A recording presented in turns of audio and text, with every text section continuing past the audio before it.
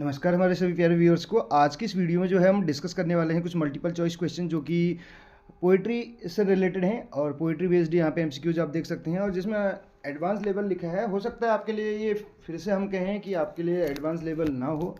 आपने अगर प्रिपरेशन अच्छी कर रखी है तो आपके लिए हो सकता है ये बेसिक से क्वेश्चन आपको लगें, क्योंकि आपके स्तर के ऊपर डिपेंड करता है। जो बेसिक लेवल से अभी प्रिपरेशन कर रहे होंगे उनके लिए थोड़ा टफ हो सकते हैं, लेकिन जो ऑलरेडी लिटरेचर पढ़ रहे हैं 2-3 साल से तो उनके लिए तो ये क्वेश्चन बहुत आसान से होंगे। पहले नंबर का क्वेश्चन देखिए, who defined poetry as the spontaneous overflow of powerful feelings.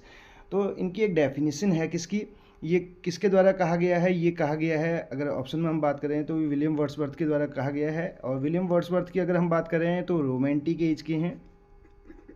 कौन सी एज से बिलोंग करते हैं? रोमांटिक एज से बिलोंग करते हैं।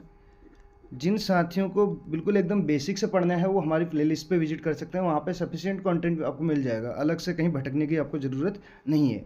लिटरेरी एजेस से रिलेटेड भी हमने वहाँ पे जो है वीडियोस बना रखी हैं। रोमांटिक एज के टाइम पीरियड की बात करें हम तो 1798 से लेके 1837 जो है ये कंसिडर किया जाता है। 1837 से जो आगे चलती है वो विक्टोरियन एज है।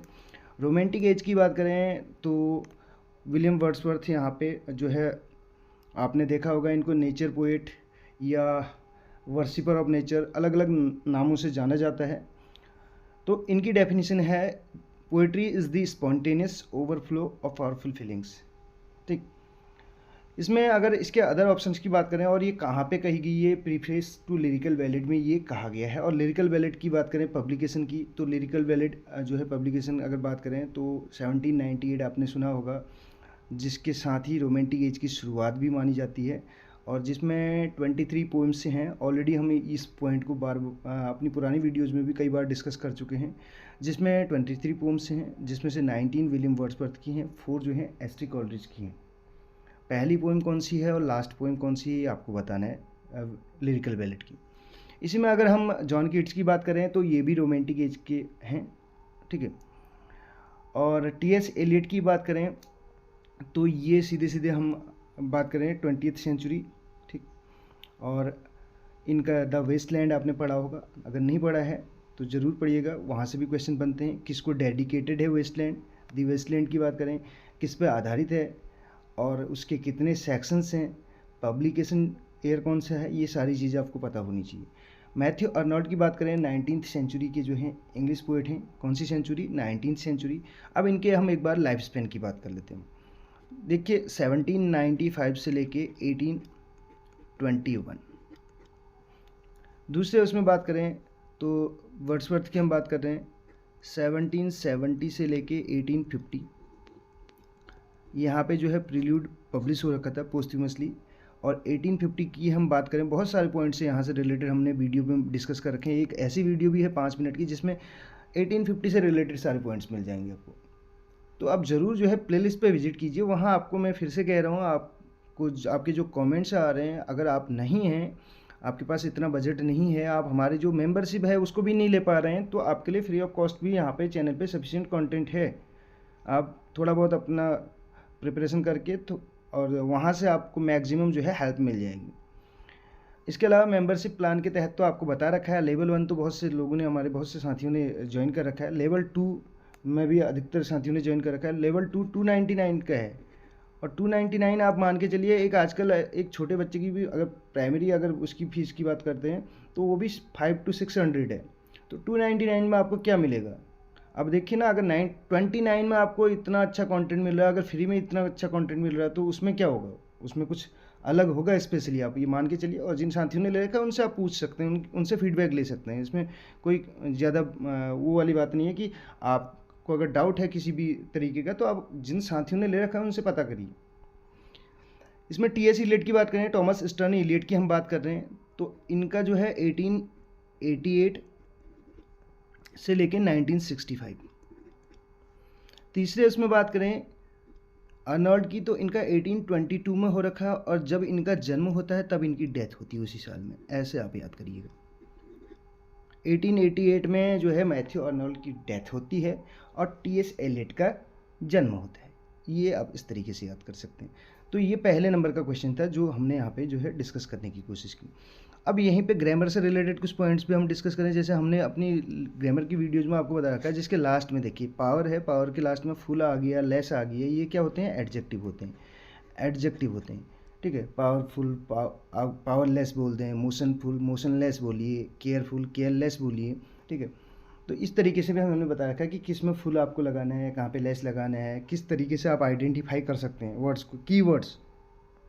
वो तरीका गया कि noun is a name of person place animal, noun is a name of person place animal और थिंग्स करके, उससे नाउन आइडेंटिफाई नहीं कर पाएंगे। आपको आइडेंटिफाई करने के लिए कुछ ऐसे कीवर्ड मिल जाएंगे जिससे तुरंत आप देखते ही पहचान लेंगे पहली नज़र में कि ये नाउन है, और नाउन में भी एब्स्ट्रैक्ट है कि कौन सा है, कॉमन नाउन है।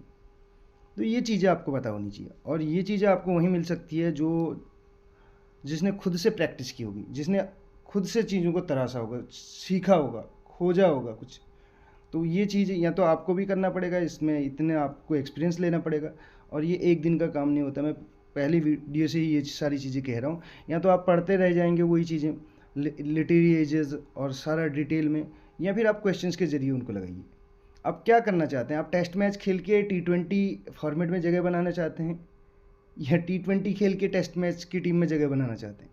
पॉसिबल नहीं है। आप पूरा डिटेल में पढ़ के लास्ट में आपने एमसीक्यूज़ लगाने हैं। एमसीक्यूज़ के लिए आप बिल्कुल ऐसी कुछ टेक्निक बनाइए कि एक आपने जैसे ये जैसे हमने ये बताया, यहीं पे सन का लिया आपने, एयर का, तो इससे रिलेटेड जितने पॉइंट्स हैं उनको कंपेयर करके याद करिए। और अगर ऐसा आपको कहीं मिल जा रहा है तो कम समय में आप जो है बहुत कुछ सीख सकते हैं। नहीं तो आप कितना रटेंगे? एक दो चीज़ें तो है नहीं। किस किस चीज़ को रटेंगे, किसके कैरेक्टर रटेंगे, कहाँ पे डायलॉग हैं, उसने कौन सा बोल रखा है, उसमें क्या फिगर ऑफ स्पीच है, क्या पार्ट ऑफ स्पीच है, लिटरेरी टर्म्स भी अलग से बताने हैं। तो इतना पॉसिबल नहीं हो पाता। ये कम समय है, तो कम समय में मैक्सिमम आपको गेन करना है। तो आप भली भांति जानते हैं कि आप क्या कर सकते हैं, उसके लिए क्या नहीं कर सकते। दूसरे क्वेश्चन की बात करें, सेकंड नंबर का क्वेश्चन है निगेटिव कैपेबिलिटी। निगेटिव कैपेबिलिटी क्या है? कैपेबिलिटी एक ऐसी एबिलिटी है, देखिए इसमें एबिलिटी छिपा हुआ है, एक ऐसी योग्यता है ये। ठीक है, एक ऐसी योग्यता है। कैसी योग्यता? एक निगेटिव कैपेबिलिटी। अब ये निगेटिव कैपेबिलिटी वर्ड तो निगेटिव है यहाँ पर, लेकिन इसका जो इम्पैक्ट है, जो असर है, ये पॉजिटिव है। ये किस उसमें यूज़ किया गया है? पॉजिटिव रेफरेंस में यूज़ किया गया है। ये जॉन कीट्स कहते हैं। ठीक है, कौन एसोसिएटेड है इससे? John Keats. जॉन कीट्स क्या कहते हैं निगेटिव कैपेबिलिटी के बारे में? सुनिए, ये भी रोमांटिक एज के हैं। इनको last to born first to die कहा जाता है, क्योंकि मैंने आपको बताया था 1795 में इनका जन्म हुआ और 1821 में ये चल बसे। और ये ओट्स के लिए जाने जाते हैं। इनको सेंसुअस पोएट भी कहा जाता है। सेंसुअस का मतलब सेंस ऑर्गन्स के बारे में आपने सुना होगा। और बहुत सारे पॉइंट्स हैं इनसे रिलेटेड, हमने वो ऑलरेडी डिस्कस कर रखे हैं। तो यहाँ पे हम सीधे निगेटिव कैपेबिलिटी की बात करेंगे।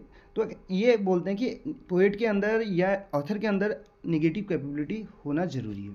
ठीक है, निगेटिव कैपेबिलिटी का मतलब ये है कि पोएट एक ऐसे उस पर आपको छोड़ दे जहाँ से आप जो है आपके लिए एक क्वेश्चन ऐसा क्रिएट करते जो ओपन एंडेड हो। ओपन एंडेड क्वेश्चन का आपने पढ़ा होगा, एक क्लोज एंडेड होता है, एक ओपन एंडेड। ओपन एंडेड क्या होगा? क्रिएटिव होगा, क्रिएटिविटी वहाँ पे होगी, क्रिएटिविटी होगी। आपने क्लोज एंडिंग में पढ़ा होगा, और जब साइकोलॉजी पढ़ी तो एक फिक्स आंसर हो जाएगा। मैंने कहा कि इनका जन्म कब हुआ, तो आपने कहा 1795 में, क्लोज हो गया वहीं पर। लेकिन मैं अगर कुछ ऐसा क्वेश्चन दे दूँ कि जॉन कीट्स के उसको डिफाइन कीजिए, या इनका पूरा आपको ऑटोबायोग्राफी लिखने के लिए दे दूँ, तो उसमें आप जो है आपके लिए ओपन है आंसर, आप अपने विचार वहाँ पे रख सकते हैं उनसे रिलेटेड। तो क्रिएटिविटी का मतलब भी है उस क्वेश्चन को आपको यानी कि बनाना हो। अब यहाँ पे भी ये कहते हैं कि पोएट के अंदर एक ऐसी एबिलिटी होना ज़रूरी है जो रीडर्स को, किसको? रीडर्स को इस उस पर छोड़ दे कि वो अपने तरीके से उसका आंसर खोजे, अपनी सिचुएशन के बेस पे। आपने रोनाल्ड बार्था का डेथ ऑफ द ऑथर करके सुना होगा। ऑथर ने लिख दिया, ऑथर ने कोई क्रिएशन लिख दी, लेकिन हम उसको किस सिचुएशन में पढ़ रहे हैं। ठीक है, हम जब उस कहानी को पढ़ रहे हैं या जब उस पोएम को पढ़ रहे हैं, तो उस टाइम हमारी अपनी पर्सनल फीलिंग्स क्या हैं। हम उस टाइम उदास तो नहीं हैं। हम अगर उदास हैं तो हम उसको उस सेंस में ले सकते हैं, अगर हम बहुत ज़्यादा खुश हैं तो हम उस सेंस में लेंगे।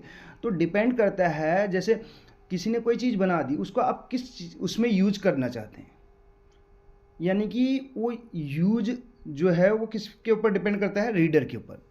ये क्वालिटी तो होनी चाहिए किसके पास ये कहते हैं ये क्वालिटी होनी चाहिए, जो निगेटिव कैपेबिलिटी होनी चाहिए, ये किसके पास होनी चाहिए? ऑथर के पास, ठीक है, ये राइटर के पास होगी ये, ठीक है, ऑथर जो है, लेखक या पोइट जो है, उसके पास ये क्वालिटी होती है। लेकिन इसका जो यूज करता है, जो इसको अब उस सेंस में यूज करता है, वो रीडर है। रीडर के लिए ये एक क्लोज एंडेड जो है वो नहीं छोड़ते, वो कहते हैं आंसर को ओपन छोड़ देते हैं। जैसे आपको एक एग्जांपल इसका दूं मैं, टू बी और नॉट टू बी, ये सलीलक्की पढ़ी होगी आपने, टू बी और not to be, not to be, ये हैमलेट में आपने ये सलीलक्की पढ़ी होगी।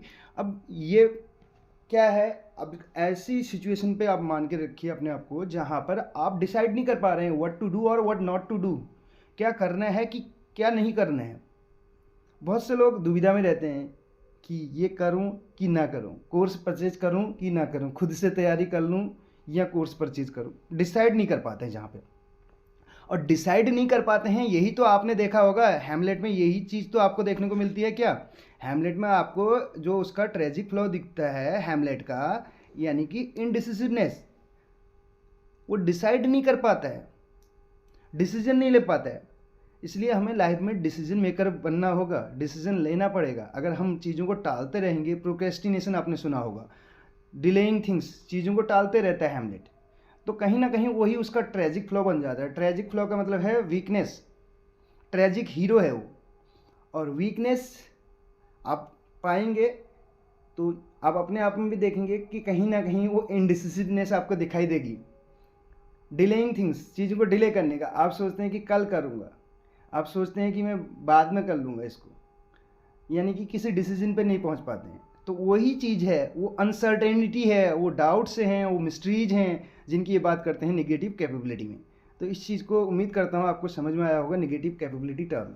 निगेटिव कैपेबिलिटी टर्म जो है, वर्ड निगेटिव जरूर है, लेकिन ये एक पॉजिटिव क्वालिटी मानते हैं जॉन कीट्स, और ये कहते हैं कि ये जिस भी पोइट या जिस राइटर में है, तो उस राइटर को बहुत मतलब उच्च दर्जे का मानते हैं, क्योंकि वो रीडर को किसी एक आंसर पे नहीं छोड़ता, वो उसको फ्री छोड़ देता है।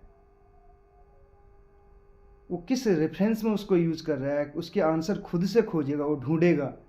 जैसे बहुत से टीचर ऐसे होते हैं, आपने देखा होगा, या बहुत सारी वीडियोज़ में आपने ऐसा देखा होगा कि या प्लॉट, अगर इंग्लिश लिटरेचर की भाषा में मैं इसकी बात करूँ, आपने स्टोरी और प्लॉट में अंतर भी पढ़ा होगा। स्टोरी और प्लॉट में क्या अंतर है? स्टोरी जो होती है वो लीनियर होती है, एक सीधी रेखा में चलती है, और आपको जैसे जैसे कहानी बताया जाता है, कहानी में आगे चीज़ें बताई जाती हैं, तो आपको पूरी स्टोरी समझ में आ जाती है। उसमें फिर कोई भी आगे मिस्ट्रीज नहीं रहती है, कोई भी डाउट्स नहीं रहते हैं, और कहीं ना कहीं आपके अंदर उसमें फिर क्यूरियसिटी नहीं रहेगी, आप जो है उसका एंड समझ जाएंगे। जैसे क्रिकेट मैच की बात करें, जब सिचुएशन ऐसी हो जाती है कभी कभार कि ईजिली जीत जाना हो मैच, तो उसमें इंटरेस्ट ख़त्म हो जाता है, जैसे कि इस बार T20 वर्ल्ड कप के फाइनल में था। लेकिन लास्ट टाइम वाले में बात करें तो वहाँ पे आपने देखा 30 गेम्स में 30 रन्स चाहिए थे, तो वहाँ पे क्यूरियसिटी थी, लास्ट बॉल तक मैच फंसा हुआ था, तो वहाँ पे अनसर्टेनिटी है, कौन जीतेगा कुछ नहीं पता है, तो सस्पेंस भी है, डाउट भी है, सारी चीज़ें हैं। तो यही क्वालिटी ये कहते हैं कि एक जो है पोइट या राइटर के अंदर होनी चाहिए, जिससे कि वो जो है उनमें एक क्यूरियसिटी, जो रीडर है उसमें क्यूरियसिटी बनी रहे। और क्यूरियसिटी बनी रहेगी, जैसे किसी सीरियल में आपने देखा है, जैसे बचपन में मैं भी सीरियल जब देखता था कभी कभार, तो उसमें ऐसा होता था, जैसे सीरियल के लास्ट पे हम जाते थे, हम सोचते थे आज तो इसकी एंडिंग हमें देखने को मिल जाएगी, वो उसमें फिर ऐड आता था, कल शाम देखिए, यानी कि कल रात 9 बजे या 8 बजे, इस तरीके से। और क्यूरियसिटी होती थी, दूसरे दिन फिर देखते थे उसको, और दूसरे दिन पता चल रहा है वो चीज़ फिर आगे और टाल दी है। तो कहीं ना कहीं वो क्या कर रहा है, अपने एक मैग्नेटिक जो है उसमें कैरेक्टरिस्टिक है, गुण, वो कर रहा है, अपनी ओर खींच रहा है। और ये क्वालिटी पोइट के अंदर होनी चाहिए, ऑथर के अंदर होनी चाहिए, यही चीज़ जो यहाँ पे जॉन कीट्स कहते हैं। और ये किसके रेफरेंस में इन्होंने कहा है? विलियम शेक्सपियर के उसमें कहा है। इन्होंने भी बहुत इसका यूज़ कर रखा है अपनी जो है कविताओं में। कौन सी कविता में आपको जो है देखने को मिलता है, आप उसका एक रेफरेंस दे सकते हैं। बहुत सारी पोइम्स इन्होंने उसमें यूज़ कर रखा है निगेटिव कैपेबिलिटी का, लेकिन आपको बताना है कि कौन सी पोइम में आपको देखने को मिलता है, क्योंकि आपको भी तो थोड़ा चीज़ों को तराशना है, खोजना है। यही चीज़ तो टीचिंग में होनी चाहिए, क्योंकि हम सारे क्वेश्चन का आंसर बता देंगे तो क्यूरियोसिटी नहीं बनेगी। आप भी अपनी तरफ से ज़रूर कोशिश कीजिएगा, नहीं आता तो सर्च कीजिएगा, कुछ चीज़ें आपको सीखने को मिलेंगी।